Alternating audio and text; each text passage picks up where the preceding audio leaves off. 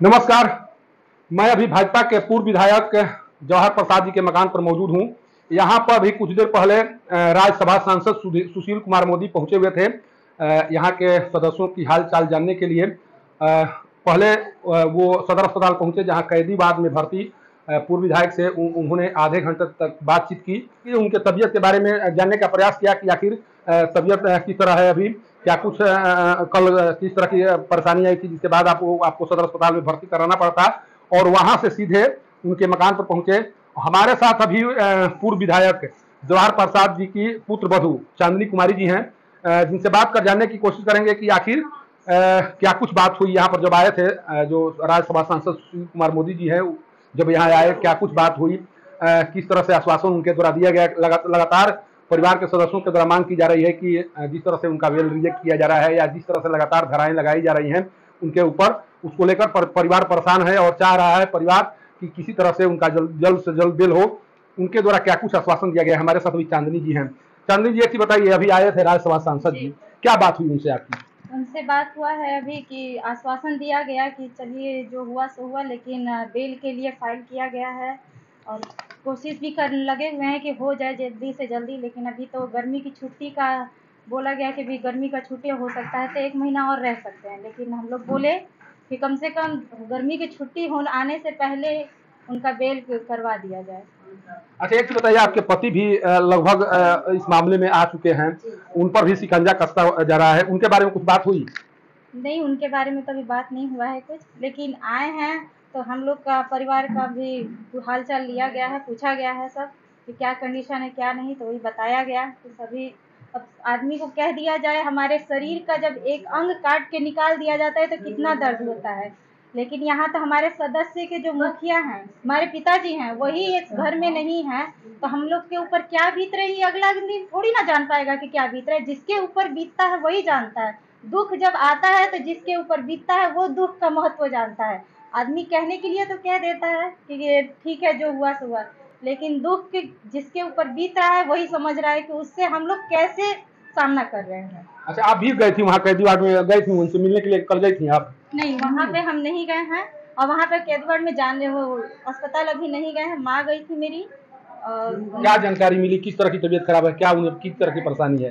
देखिए, परेशानी एक हो तो बताएं। अगर आदमी कोई भी केस हो, किसी के ऊपर धारा लगा दिया गया है, उनको अगर वो चीज करके जाते तो उनको उतना खड़ता नहीं, उतना टेंशन होता नहीं। तो जब कोई करा ही नहीं है, बेगुनाह होकर वो बेगुनाह है, उसके बाद भी आप लोग उसको वो लोग लेकर गए हैं, तो टेंशन जाहिर सी बात है बना रहेगा। अगर कोई आदमी करता है कि हाँ भाई मेरा ये जुर्म है, चलो थोड़ा सा उनके मन में आश्वासन रहता है कि हम करे हैं तब जेल में है, चाहे हम मेरे ऊपर आरोप लगा है। लेकिन यहाँ तो झूठ मूठ का उनको फंसाया गया है, उनको भी और हमारे हस्बैंड को भी, दोनों को बाप बेटा को फंसाया गया है, तो टेंशन बना ही रहेगा ना। और वो शुगर के भी पेशेंट हैं, उनको सही से खाना पीना, अभी तो खाना भी नहीं खा पा रहे हैं। टेंशन एक बहुत सारा है, एक नहीं है। पहले से जिस तरह के आरोप लगाए गए थे और उसके बाद जो गिरफ्तारी हुई थी, लेकिन बीच में जो धाराएं जोड़ी गई, आपको लगता है कि ये केवल और केवल एक तरह से परेशान करने के नियत से किया जा रहा है सब? ये तो साफ जाहिर है कि परेशान ही करने के लिए किया जा रहा है। अगर जब उनको पता था कि विधायक जी और संतोष जी, वही संतोष जी और विधायक जी और जितने भी पार्टी के कार्यकर्ता लोग हैं, वो लोग सभी लोग पकड़ाया गया है, तो उनको वो होना चाहिए ना कि हाँ मेरे ऊपर कुछ है। लेकिन नहीं, बिना कुछ किए, बिना कुछ वो बिना बेगुनाह होकर उनको लेकर गए हुए हैं, और उनको ये भी अभी तक नहीं परेशान किया जा रहा है कि बेल जहां तक अभी होना था उससे पहले हो जाता, लेकिन 302 लगा दिया गया है। तो आप ये बताइए कि यहाँ हिंदू लोग का एक लड़का मरा हुआ है जिसका मर्डर हुआ है। अगर हिंदू का मरा है तो क्या हिंदू ही उसको मारेगा? मारने के लिए तो मुसलमान के हैं वो लोग मारेंगे ना, तो क्या हिंदू ही जा करके मारेगा? अगर मर्डर हुआ है चाहे दंगा में तो एक दूसरे की यहाँ धर्म के खिलाफ न कर दिया गया है। अच्छा, इसी तरह के प्रश्न खड़ा किए जा रहे हैं कि चूंकि दंगा का मामला था और दंगा एक पक्ष से नहीं होता है, दोनों पक्षों के लोग इसमें शामिल हुए होंगे। आपको लगता है कि एक पक्ष को ज्यादा टारगेट किया जा रहा है, दूसरे पक्ष को टारगेट नहीं किया जा रहा है, ऐसा लग रहा है आपको? बिल्कुल लग रहा है, सामने से देखने को भी हो रहा है, लगना तो दूर, ये बात ही जाहिर है, पूरा एकदम साफ है, क्लियर है कि एक पक्ष को ही देखा गया। और इसमें पक्ष विपक्ष का छोड़िए ना, यहाँ सिर्फ भाजपा कार्यकर्ताओं को ही टारगेट किया जा रहा है। कि जितने भी हैं उनको हमको परेशान करना है। अच्छा, अब क्या, चूंकि सुशील कुमार मोदी जी आए हुए थे, इनके आने के बाद से कितना उम्मीद आप लोगों को जगह है कि जो रिहाई बेल होने की बात है, या जिस तरह से अभी भाजपा कार्यकर्ताओं को एक तरह से निशाना बनाया जा रहा है, अभी भी बनाया जा रहा है, सासाराम में आपके पति भी हैं जो अभी निशाने पर हैं, क्या लग रहा है इनके आने के बाद कुछ असर पड़ेगा? जो कार्रवाई हो रही है उसमें कुछ नमी आएगा, ये नरमी आएगी?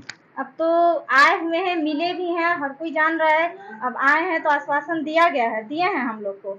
अब क्या होगा वो लोग अपने स्तर से बात करेंगे जी, सुशील मोदी जी अपने स्तर से बात करेंगे। अब आगे क्या होगा क्या नहीं वो तो आगे वक्त पे ही छोड़ देते हैं। अच्छा, एक चीज बताइए, ये जनप्रतिनिधि का परिवार है, आपके जो ससुर हैं वो 5 बार विधायक रह चुके हैं, आपको लगता है कि राजनीति में अगर नहीं होते तो इस तरह का उन्हें हथियार नहीं बनाया जाता? हाँ, ये राजनीति का कीमत ही चुका रहे हैं और कुछ नहीं है।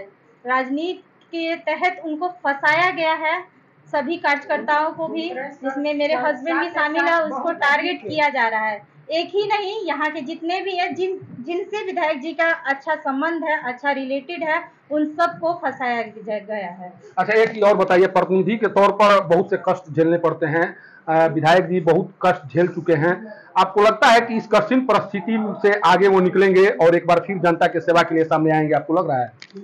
अब तो ये जनता को समझना चाहिए ना कि क्या करेंगे क्या नहीं। लेकिन हाँ, मेरे हिसाब से ये होना भी चाहिए कि कम से कम इस कष्ट को देखा जाए, सुना जाए, समझा जाए कि हाँ, इन्होंने ऐसा, एक भी बच्चा बूढ़ा जवान युवा कोई भी हो, अगर एक भी आके सामने बोल दें कि विधायक जी ने ये किया है, मर्डर किया है, चाहे किसी को मारा भी है, सिर्फ आकर वो बोल दे तो मैं मान जाऊंगी कि हाँ उन्होंने गुनाह किया है। लेकिन उन्होंने कुछ किया ही नहीं है, तो कम से कम इस सच्चाई के बदौलत भी हिंदुओं को जागरूक होना चाहिए कि कम देख लें कि आगे आने वाले फ्यूचर में अगर हम आज के विधायक जो भी हैं, सामने तो आना दूर, उनको आज तक किसी ने देखा भी नहीं है, लेकिन मेरे ही एक पिताजी ऐसे हैं जो सामने व्यक्ति बच्चा जानता है। देखिए, ये चांदनी कुमारी हैं जो पुत्रवधू हैं पूर्व विधायक जवाहर प्रसाद जी की, इनके द्वारा कहा जा रहा है कि अगर वो राजनीति में नहीं होते तो शायद इस तरह की कार्रवाई उनके ऊपर नहीं की जाती। राजनीति का शिकार उन्हें बनाया जा रहा है और जिस तरह से कार्यकर्ताओं के आन बान शान को बचाए रखने के लिए उन्होंने कुर्बानी दी है। अब देखना यह होगा कि जिस तरह से वो कुर्बानी दी है, यहाँ के लोगों के लिए कुर्बानी दी है, उनके द्वारा दिया गया है, उस कुर्बानी को यहाँ के लोग कैसे याद करते हैं और आने वाले समय में उस कुर्बानी को किस तरह से एक उपहार के तौर पर यहाँ के लोगों के द्वारा उन्हें दिया जाता है। सासाराम से पब्लिक न्यूज के लिए सत्येंद्र चौबे की रिपोर्ट।